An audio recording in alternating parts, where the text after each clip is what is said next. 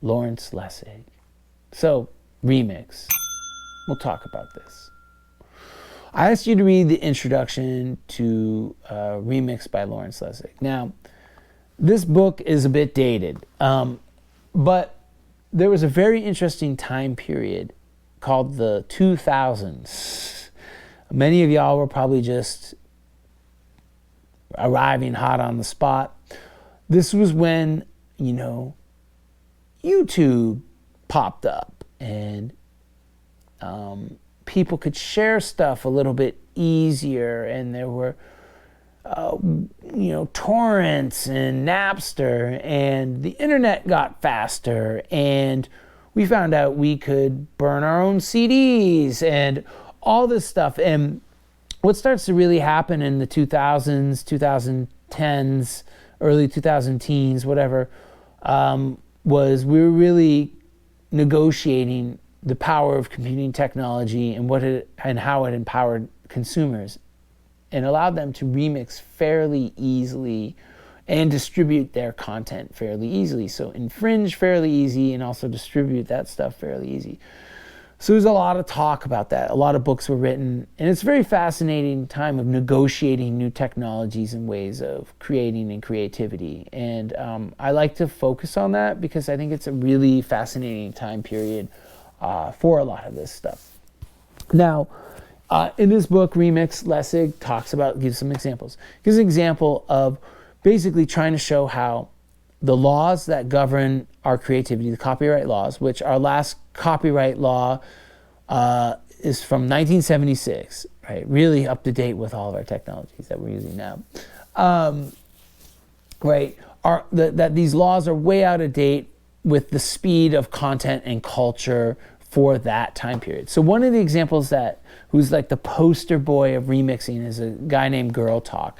I don't know about anyone else. I'd be happy paying royalties for every sample on the record, but that's not what it'd be. To actually license a sample would cost millions of dollars, which I can't afford. We're gonna watch a film later in this course called RIP, a Remix Manifesto, where it really focuses largely on Girl Talk. And he was a mashup artist. He would take, he would make compositions with like 15 or 20 different sample sources and remix like pop music for people. And he was big. He was playing Coachella and doing big tours and paying 30 to 60 grand a night to perform at colleges and stuff like that.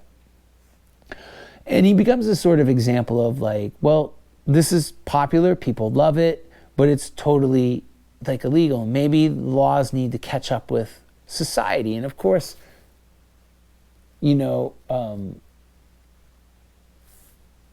some people who don't want that are the companies who've profited for a long time off of the rules that they made and the media that they've produced and the things that media and those ideas take form in. So Girl Talk becomes this sort of example of the flaws of that. Now, another example that they give is this. There was these groups of fans, and these fans would get together all around the world. I'm talking like stands, who would get together and they did them for like Bob Marley and a few other artists where at least super fans would get together and they would do like a live chorus, like choral performance of music for Bob Marley's, right? And they would do it for free, and these were non-professionals and stuff like that. And the example he gives is people wanted to do some Beatles stuff. And they knew that Yoko Ono, who is the widow of John Lennon, is very protective, litigious about John Lennon's copyrights and creativity. And so before they did a Beatles chorus, show, which were free, or was that like a museum or something like that, they actually reached out to Yoko Ono, and she wanted something like 10 grand and,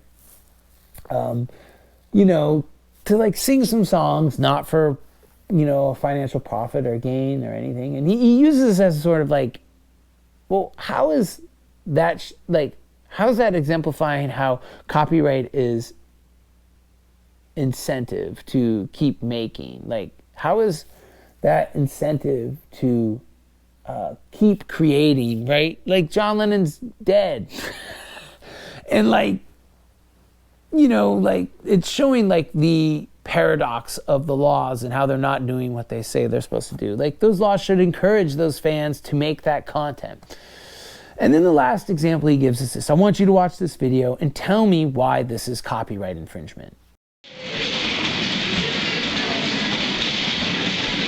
What do you think of the music?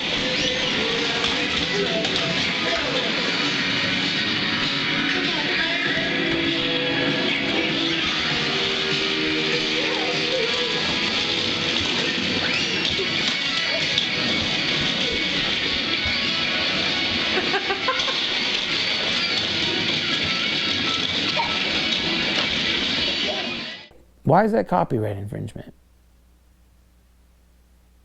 I don't know. If you could barely hear it in the back, you could hear a version, or you could hear this baby dancing to Prince's Let's Go Crazy. Now, you did not mess with Prince, man. Prince, he hated digital music. He was like, he made sure that, fans could not post anything of him performing. He did not want his music videos on YouTube. He didn't want to be on streaming platforms. He thought it devalued music, that people were not paid enough. He hated it, And his record label, Universal Music Group, or Universal, I believe, I'm trying to think that through in my head if that was them, sued this mom who used this video.